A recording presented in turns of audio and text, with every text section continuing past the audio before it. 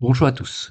Frédéric, qui suit la formation SketchUp pour le bois, assemble ses meubles avec des excentriques de type Bloom que voici.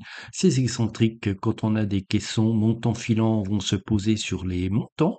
Lorsqu'on a des tablettes chapeautées, l'excentrique va se mettre sur la tablette.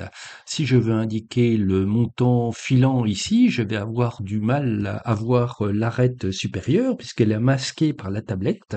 Et de la même façon, si je veux poser l'excentrique sur la tablette, j'aurai du mal à voir parce que le montant masque l'extrémité de la traverse.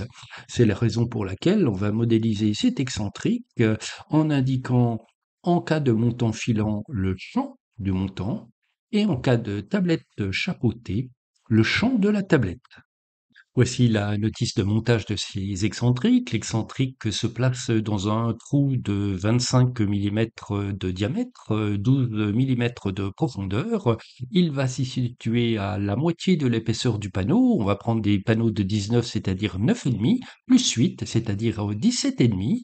Le goujon ou le tourillon va se mettre au centre de l'autre pièce, c'est-à-dire à 9,5, avec un percement de 27 millimètres. On va donc pouvoir modéliser le tout. Sur le site de Bloom eServices, dans la catégorie autres produits, je vais trouver donc mes boîtiers à frapper, donc soit en marron, soit en blanc, et je vais donc pouvoir le sélectionner et télécharger le modèle SketchUp. On ne télécharge que le boîtier, le goujon ou le tourillon, on va le modéliser par nous-mêmes. J'ai récupéré le modèle de boîtier, je vois que la définition n'est pas très propre. Extension VMS Up Extension, nettoyer les pièces. Déjà, j'ai une définition un petit peu plus propre. Ensuite, quand je vais dans Fenêtre, Info sur le modèle unité, je vois que je suis en architecture. Je vais passer en décimale et choisir les millimètres avec la bonne précision du dixième. Et je vais désactiver les ancrages dont je n'ai pas besoin. Le style ne me plaît pas trop, je vais choisir un style ombré. Le composant va se poser sur le plan rouge-vert, mais perpendiculaire à l'axe vert. Donc je vais le faire tourner ici de 90 degrés. Je tape 90.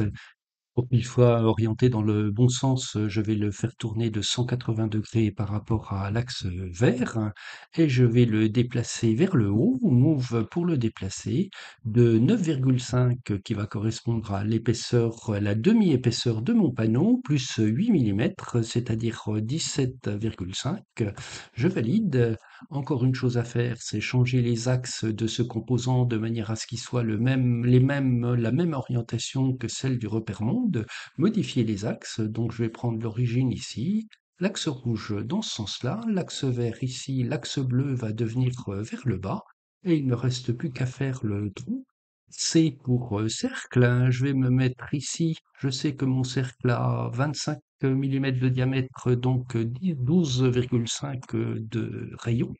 Je vais le pousser, P, et je vais le pousser de 12 millimètres. Je vais simplement inverser ces faces ici qui vont devenir des faces intérieures. Clic droit souris, inverser les faces. Avant d'enregistrer mon modèle, je vais changer le nom de sa définition. J'ai pas besoin de l'instance ici. Je vais enlever le nom de l'instance et là je vais dire EX pour excentrique underscore boîtier Bloom. Je tape boîtier Bloom. Une fois que ceci est fait, c'est bien. Je vais donc faire fichier, enregistrer sous, et je vais l'enregistrer donc dans mon modèle Assemblies de SketchUp, AX underscore boîtier Bloom, et j'enregistre. Pour le bougeon, je suis parti d'un bougeon RA25 que j'ai légèrement modifié. J'ai fait le percement de 27 millimètres de longueur. Le bougeon porte naturellement le nom boîtier Bloom préfixé par geo underscore et je l'ai enregistré dans mon dossier Assemblies. On va pouvoir assembler à présent les caissons. Je lance donc l'outil assemblage excentrique. J'ai bien mon boîtier Bloom ici. Ici, je vais donc le poser sur le champ de mon montant. Je clique le champ, j'indique cet endroit-là et j'indique que cet endroit-là pour mettre deux boîtiers. Si je regarde, mes boîtiers ont bien été mis en place. Si pour les traverses chapeautées, je regarde comment ça se passe, Je vais faire donc un clic droit ici, nouvelle face, indiquer cette face ici, donc qui est la partie de ma traverse, et donc je vais mettre un excentrique par exemple ici et là. Et si je regarde ce qui s'est passé en quittant assemblage, je vois donc mes excentriques qui sont mis en place ici. Si je bouge ce montant-là, je vois bien que les goujons ont été mis en place à cet endroit-là. Et de la même façon, pour ce caisson-là qui est à montant filant, je vois bien donc que les goujons qui se sont mis ici.